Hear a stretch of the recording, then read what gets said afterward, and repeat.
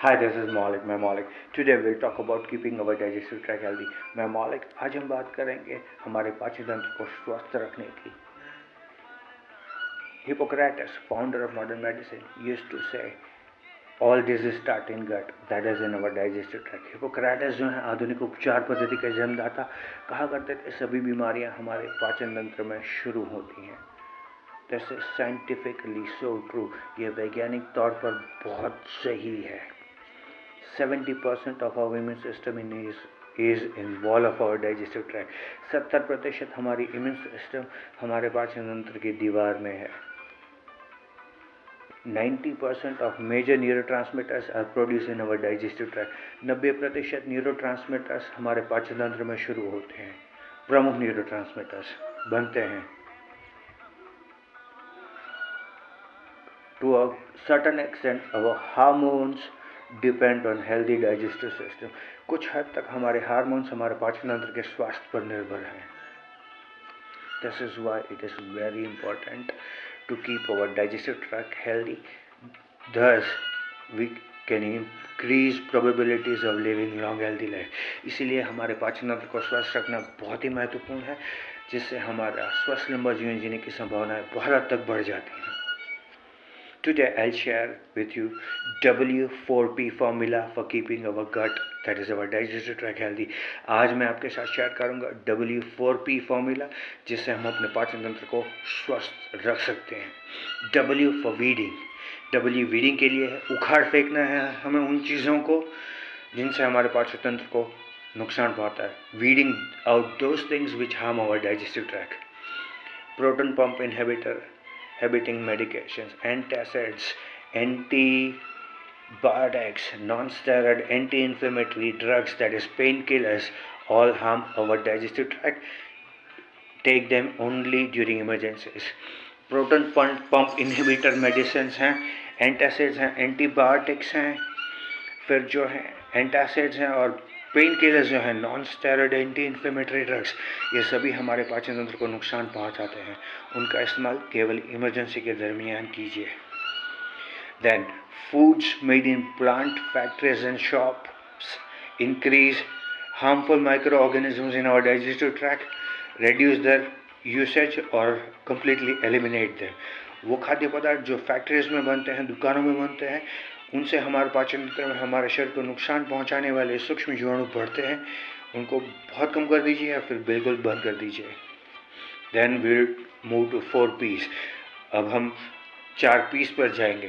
First P stands for phytonutrients. पहला P जो है फाइटोन्यूट्रिएंट्स के लिए है. Phyto means plant.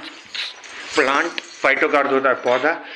Those nutrients which we get from plants which are 100% comes from plant-based whole foods. Phytonutrients का अर्थ होता है पौधों से जो हमें पोषण मिलता है वो ये 100% वनस्पति से आई हुई पूर्ण खुराक से आते हैं. Then we will move to second P. अब हम दूसरे P पर जाएंगे. Polyphenols. This are different colourful compounds which we get from rainbow colour fruits and vegetables. ये जो है अलग अलग रंगों के कलर कंपाउंड्स हैं जो हमें वनस्पति से और फलों से मिलते हैं अलग अलग रंगों से. That is why eating plant based whole foods and fruits and vegetables is so important because we get phytonutrients and polyphenols on which microorganisms which keep us healthy thrive on this polyphenols and phytonutrients.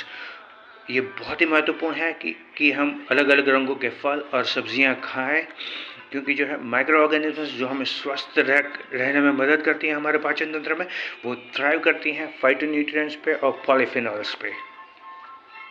So eat colourful fruits and vegetables daily, यानी कि रोज़ अलग अलग रंगों वाली सब्जियां और फल खाइए.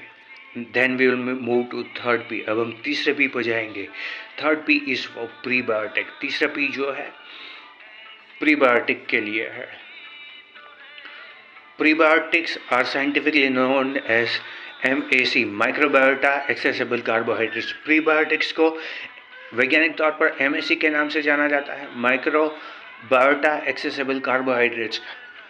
MAC, microbiota accessible carbohydrates, are soluble and insoluble fiber 99% of soluble and insoluble fiber comes from plant based whole foods.